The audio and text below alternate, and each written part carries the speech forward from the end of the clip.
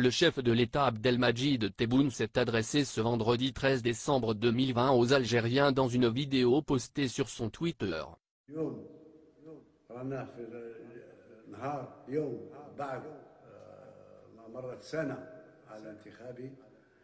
وأشكركم مرة أخرى على هذا.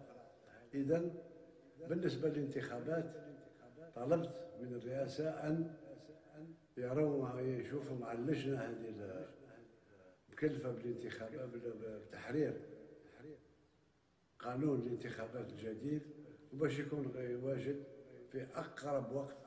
أتمنى 10 أيام ولا 15 يوم، ولكن في أقرب وقت باش ننطلق في العملية التي تأتي بعد الدستور.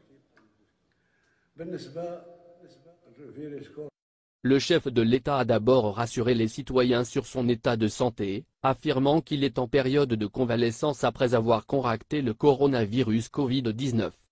Abdelmadjid Tebboune a déclaré « Aujourd'hui Dieu merci, grâce à nos médecins de l'hôpital d'Annadja ainsi que les médecins allemands, mon état de santé est en constante amélioration. Je suis en période de convalescence qui durera encore 2 ou 3 semaines de plus, mais je reprendrai toutes mes forces et mes capacités physiques. » Réagissant aux événements que connaît la région maghrébine, et les dernières déclarations de président des États-Unis Donald Trump, Bouteflika a déclaré « Ce qui se passe actuellement était prévisible, l'Algérie est un pays fort.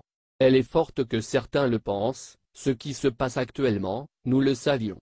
Mais l'Algérie ne sera pas perturbée. » Le chef de l'État a évoqué la nouvelle constitution lors de la même allocution. « Après 1 an de mon élection, j'ai demandé à la présidence de voir avec la commission chargée de rédiger le nouveau code des élections, pour qu'il soit prêt dans les plus brefs délais.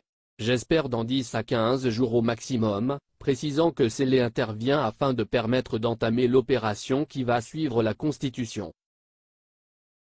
Le ministère de la Justice a répondu de dimanche 13 décembre à la lettre ouverte envoyée par le détenu Rachid Nekaz, depuis la prison, au ministre de la Justice. Le ministère de la Justice a tenu à préciser que la lecture conjuguée des articles 166, 186 et 190 du Code de procédure pénale nous permet d'avancer, sans risque de nous tromper, que la détention provisoire du nommé Nekaz Rachid est parfaitement légale et ne souffre d'aucune irrégularité. Cette réponse intervient suite à la lettre ouverte envoyée par Rachid Nekaz au ministre de la Justice Belkacem Zegmati, dénonçant sa détention provisoire abusive. Il s'agit, selon le communiqué, de la décision de la chambre d'accusation près la cour d'Alger rendue le 5 avril dernier. Cette juridiction avait décidé, en effet, de prolonger la détention provisoire de Rachid Nekaz à compter du 4 avril 2020. La communication du ministère ajoute, selon l'auteur de la lettre, cette décision à effet rétroactif entraîne la nullité de l'action intentée contre lui, ce qui nécessite sa libération immédiate. Le ministère estime toutefois que le raisonnement du détenu Nekaz Rachid et de ses avocats, tel que sus développé, aurait pu être pertinent si ce n'était la nature et le contenu de l'arrêt de la chambre d'accusation auquel il est fait allusion dans cette affaire. Selon le communiqué, le ministre de la Justice a accordé toute l'importance à cette lettre. Le 2 décembre, il a ordonné l'ouverture d'une enquête administrative confiée à l'inspecteur général du ministère de la Justice. Résultat de l'enquête de l'inspection générale du ministère de la Justice. Le 9 décembre 2020, l'inspection générale remit les conclusions de ses investigations à Monsieur le ministre de la Justice garde des Sceaux, lesquelles ont établi ce qui suit. Le nommé Nekaz Rachid fut inculpé et auditionné par le juge d'instruction du tribunal de Dar el-Beïda qui décida de son placement en détention provisoire le 4 décembre 2019. Le 8 mars 2020, le magistrat instructeur en charge du dossier rendit une ordonnance de transmission de pièces au procureur général. Le 9 mars 2020, le procureur de la République interjeta appel contre l'ordonnance du juge d'instruction, au motif que cette dernière était prématurée en raison de la non-audition du prévenu au fond. Le dossier de procédure fut enrôlé devant la chambre d'accusation de la cour d'Alger à son audience du 22 mars 2020. Sur demande de la défense du prévenu, l'affaire fut renvoyée au 5 avril 2020. Donnant suite aux demandes formulées par les avocats de l'inculpé et du ministère public, la chambre d'accusation rendit en date du 5 avril 2020 l'arrêt dont le dispositif était formulé tel que suit. En la forme, déclare l'appel recevable. Au fond, un avant de statuer ordonne qu'il soit fait retour du dossier au même juge d'instruction en vue d'accomplir les actes mentionnés dans le corps de l'arrêt. De renouvellement de la détention provisoire pour une durée de 4 mois à compter du 4 avril 2020.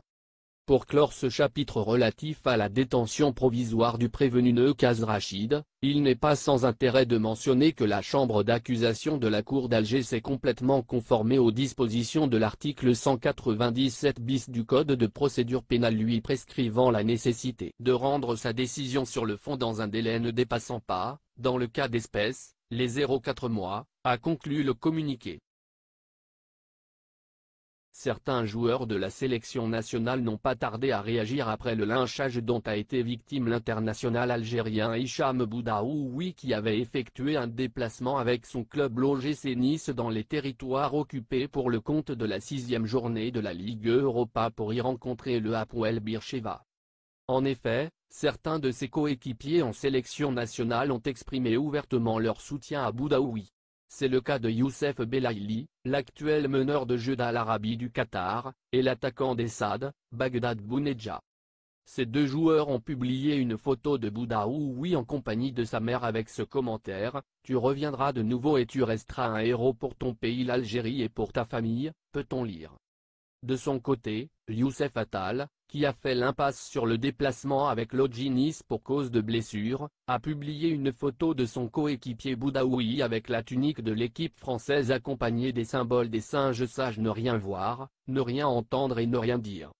Même son ancien coéquipier au Paradou Rami Ben Sebaini a tenu à soutenir Boudaoui à travers un simple message sur les réseaux sociaux où il a exprimé toute sa solidarité avec le joueur en question qui avait été lynché par les internautes sur la toile pour avoir foulé le sol d'un pays que l'Algérie ne reconnaît pas en raison de la question palestinienne. Le chef adjoint de la police à Dubaï Daï Khalfan a appelé à l'adhésion de l'État sioniste et de l'Iran au sein de la Ligue des États arabes appelée désormais, selon lui, la Ligue du Moyen-Orient. Je trouve que la Ligue des États arabes doit être appelée la Ligue du Moyen-Orient au sein de laquelle l'Iran et Israël auront leur place aux côtés des Arabes, a-t-il indiqué samedi sur Twitter.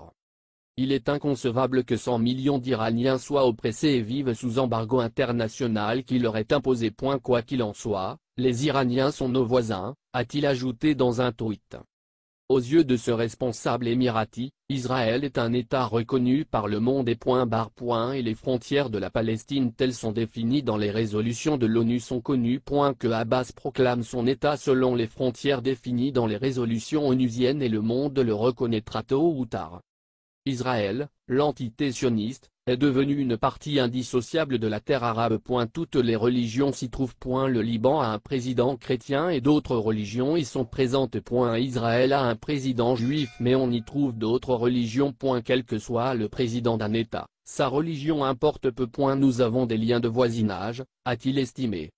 Selon Daï Khalfan, le mouvement palestinien Hamas est créé pour donner l'impression à l'Occident que les Palestiniens sont hostiles à la paix. Il entrave la politique de Fatah prônant une solution à deux États. D'après Abdelmadjid Azi, la négligence de l'ancien SG de l'État a fait perdre également à la CNA 10 milliards de dinars. L'ancien secrétaire général de la Fédération nationale des travailleurs retraités, FNTR, Abdelmadjid Azi, vient d'apporter de nouvelles révélations sur le scandale financier provoqué par El Khalifa Bank dans notre pays dès l'année 2002. Lors de son passage hier à notre rédaction, Azi a raconté, en tant que témoin de ce fâcheux événement, les effets préjudiciables de cette arnaque du siècle sur les entreprises et institutions publiques, notamment les caisses d'assurance sociale qui ont déposé leurs fonds dans cette banque privée. Ce sont en fait des déclarations et des témoignages contenus dans son dernier livre intitulé Mémoires d'un syndicaliste. Dans cet ouvrage, Abdelmadjid Azi a retracé de manière chronologique les événements phares et dominants qu'il a vécus en tant que cadre dirigeant et responsable syndical de 1978 à 2007. Témoin du plus grand scandale financier de l'Algérie, engendré par la banque El Khalifa, Abdelmadjid Azi a consacré tout un chapitre sur ses conséquences désastreuses sur les plans économiques, financiers et moraux. Pour s'attirer le maximum de clients, la banque proposait des taux d'intérêt attractifs, d'environ 13%, soit le double de ce qui était pratiqué sur la place à cette époque. ce qui a poussé d'innombrables citoyens, des opérateurs économiques privés, ainsi que des institutions et entreprises publiques à placer leur argent dans cet établissement. Même les caisses sociales ne voulaient pas rater cette aubaine pour faire fructifier leurs ressources financières. La Caisse nationale de la sécurité sociale, CNA, la Caisse nationale des retraités, CNR, la Caisse d'assurance chômage, CNAC, la Caisse des non-salariés, CASNO, ont effectué la même démarche. Ces structures ont, par la suite, fait les frais de cette escroquerie à grande échelle. À cause de cette grosse arnaque, la CNA a perdu, écrit M. Azi, 10 milliards de dinars, la CNR 12 milliards de dinars, la CNAC 3,1 milliards de dinars et la CASNO 2,4 milliards de dinars. L'ex-SG de la FNTR a apporté son témoignage lié à la décision de placement des 12 milliards de dinars et les raisons pour lesquelles, seuls les 2 tiers de cette somme, c'est-à-dire 8 milliards de dinars, ont été récupérés. Cette enveloppe a pu être recouvrée, souligne Abdelmadjid Azi, grâce à l'alerte donnée par le Dr Saïd Sadi, l'ancien président du Rassemblement pour la culture et la démocratie, RCD. Celui-ci a reçu M. Azi dans son bureau et lui a demandé si les caisses de la sécurité sociale ont placé leurs fonds à Khalifa Bank. N'ayant pas de réponse à fournir sur place aux dirigeants du RCD, il a aussitôt pris contact avec le SG de l'Union Générale des Travailleurs Algériens, UTA, en l'occurrence Abdelmadjid Sidi Saï, à qui il a transmis le message concernant l'imminence d'une banqueroute de la banque privée. L'ancien patron de la centrale syndicale n'a pas cru à cette alerte et n'a pas pris au sérieux son collègue. Nullement démonté, il accueille le message avec désinvolture en laissant entendre qu'il s'agit de ragots colportés dans le but de nuire au prestige de Khalifa, témoigne Abdelmadjid Azi dans son livre. Déçu par la réaction de Sidi Saï et les propos inamicaux qu'il a employés à l'égard d'une personnalité politique de premier plan telle que le Dr Sadi, Abdelmadjid Azi a décidé alors d'agir de son côté pour tenter de sauvegarder l'argent de ses frères, les retraités. Il a demandé au président du conseil d'administration, CA, de la CNR, Abdelali Mejani, de réunir en urgence le bureau du CA. Au cours de cette réunion, la question a été posée à l'agent financier, Slimane Kera, pour savoir si les fonds de la caisse ont été déposés à Khalifa Bank. Celui-ci nous apprend qu'il a en effet effectué un placement de 12 milliards de dinars avec un taux d'intérêt de 12% et dont l'échéance arrive à terme à la fin décembre 2002, précise l'auteur. M. Azi a fini par convaincre les membres du CA de l'inéluctable faillite de la banque privée, voire de tout le groupe Khalifa. Ils ont, de ce fait, jugé utile d'opter pour le retrait immédiat de tous les fonds placés dans les caisses des agences Khalifa. Or, l'agent en question a invoqué la difficulté sur le plan technique pour récupérer, en une seule fois, la totalité des 12 milliards de dinars. D'où la décision de les retirer par tranche de 4 milliards de dinars. La première en octobre 2002 et les deux autres dans les 2 mois qui suivent avec des intérêts qui avoisinaient les 8 millions de dinars. Dès la fin du mois de novembre, raconte M. Azi, l'on annonçait le blocage des transferts de capitaux du groupe Khalifa vers l'étranger par la Banque d'Algérie. Cette information se voulait en fait une annonce du début de la fin de ce qui était considéré comme étant le premier empire privé d'Algérie.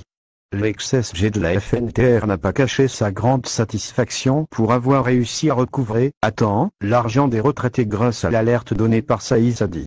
Or, quelle ne fut pas sa surprise lorsqu'il a appris de l'agent financier que la dernière tranche des 4 milliards de dinars n'a pas été retirée. Il n'a pas éprouvé la nécessité de le faire car, selon lui, il était rassuré qu'il n'y avait pas de menace visible de banqueroute des Khalifa Bank.